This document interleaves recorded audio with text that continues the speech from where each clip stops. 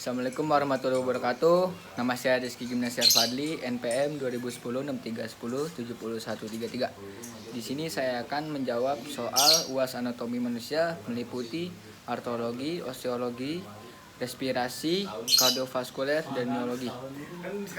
Anatomi adalah ilmu yang mempelajari bagian tubuh manusia.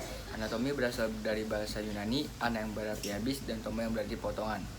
Anatomi tersusun dari molekul membentuk sel, sel membentuk jaringan, jaringan membentuk organ, dan sistem organ. Sistem organ itu yaitu bagian yang menyusun tubuh manusia. Lalu ada bidang tubuh manusia. Yang pertama ada sagital, yaitu bagian kiri dan kanan. Lalu ada frontal, bagian depan dan belakang. Dan juga ada transfer, yaitu bagian atas dan bawah. Posisi anatomi manusia yang pertama berdiri tegak, kedua lengan di samping, lalu kedua lengan terbuka dan menghadap ke kanan. Kepala tegak dan pandangan lurus ke depan. Lalu ada ruang lingkup anatomi manusia. Yang pertama ada osteologi, yaitu sistem kerangka. Lalu ada miologi, yaitu sistem otot. Ada artologi, yaitu sistem persendian. Dan juga ada sistem saraf, yaitu respirasi. Dan juga ada sistem pernafasan, kardiovaskuler. Selanjutnya ada miologi. Miologi berasal dari kata muscle atau musculus yang artinya otot dan logi yang artinya ilmu pengetahuan. Jadi miologi itu adalah ilmu pengetahuan yang mempelajari tentang otot manusia.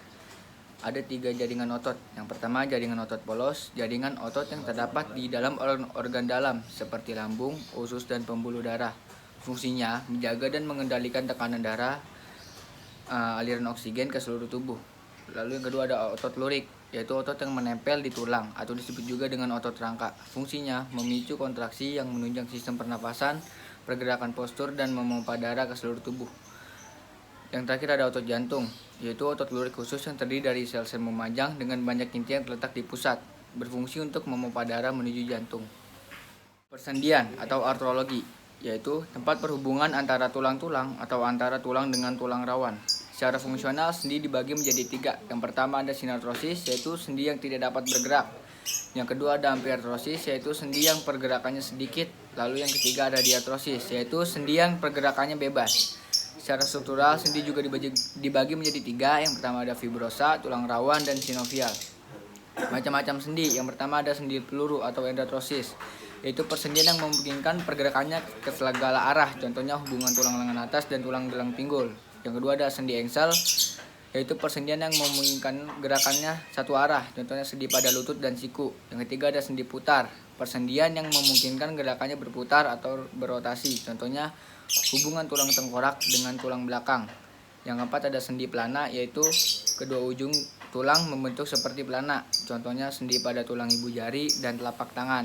Yang kelima ada sendi elips, kedua ujungnya berbentuk oval. Contohnya pergelangan tangan. Lalu yang terakhir ada sendi geser, berupa pergeseran pada tulang. Contohnya gerakan sendi di antara tulang karpalia dan tarsalia. Gerakan-gerakan pada sendi ada bergeser, ekstensi, fleksi, abduksi, aduksi, rotasi, circumduksi, pronasi, supinasi, protraksi, dan retraksi. Osteologi. Osteologi berasal dari bahasa Yunani, osteon yang artinya tulang, dan logi yang itu yang artinya ilmu. Jadi osteologi itu adalah ilmu yang mempelajari tentang tulang manusia, yaitu ada sistem kerangka. Yang pertama suatu sistem yang disusun oleh sejumlah tulang dan sedikit rawan. Kerangka manusia dewasa disusun oleh 206 tulang. Fungsi kerangka manusia yang pertama ada penunjang dan pembentuk tubuh, lalu ada pelindung organ vital, ada gelat vaksif dan alat pengungkit, tempat bertambahnya otot-otot, tempat persendian zat kapur dan garam-garam, dan tempat pembuatan sel-sel darah. Lalu ada klasifikasi tulang. Yang pertama tulang panjang sebagai alat penunjang dan alat gerak. Contohnya tulang lengan atas dan pangkal lengan, tulang paha dan tungkai atas, tulang hasta dan tulang pengumpil. Lalu ada tulang pendek, yaitu yang gandarnya pendek. Contohnya tulang tapak tangan, tulang tapak kaki, tulang jari tangan, dan ada tulang pipih. Contohnya tulang dada, tulang dahi, tulang ubun-ubun.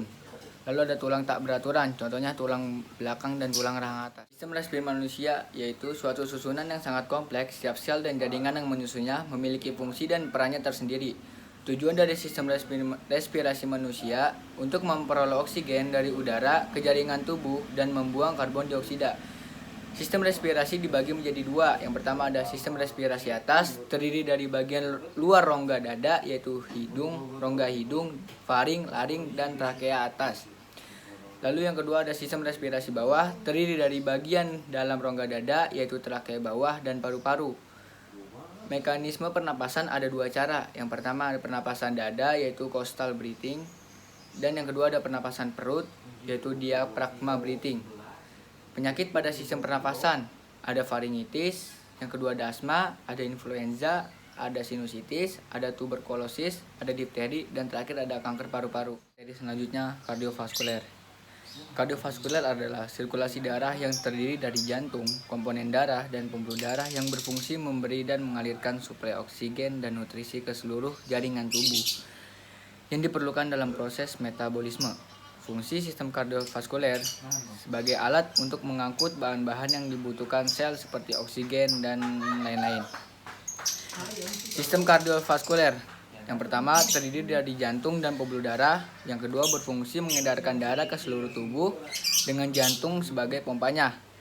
Yang ketiga pembuluh darah yang menuju organ tubuh disebut sebagai arteri yang bercabang-cabang. Lalu yang keempat, cabang yang paling kecil itu disebut arteriol. Struktur jantung, yang pertama lapisan atas disebut epikardium. Yang kedua lapisan tengah disebut lapisan otot dan mioka. Yang ketiga lapisan dalam disebut endokardium. Lalu ada susunan jantung berupa otot berbentuk kerucut, berongga, dasarnya terletak di atas, puncaknya di bawah, terletak di dada, lebih menghadap ke kiri. Terima kasih.